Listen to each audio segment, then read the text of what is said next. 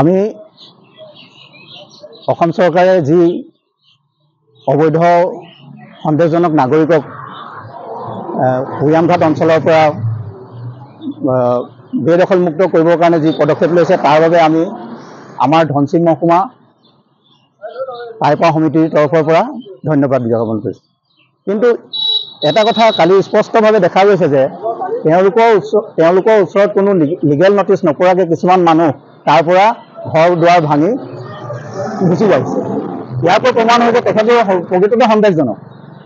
কিন্তু সেই মানুহসকল এতিয়া কিছু পৰিলক্ষিত দেখা গৈছে যে যোৱাকালি নাওজান অঞ্চলত 12টা পৰিয়াল পুলিচে কৰায়ত্ব কৰিছে। গতিকে এইসকলৰ সম্ভৱ আমাৰ ওচৰে পাজৰে ক'ৰবাত আশ্ৰয় দিবলৈ লৈছে।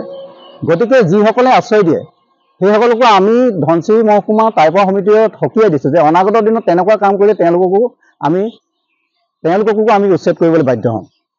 গতিকে আমি চৰকাৰ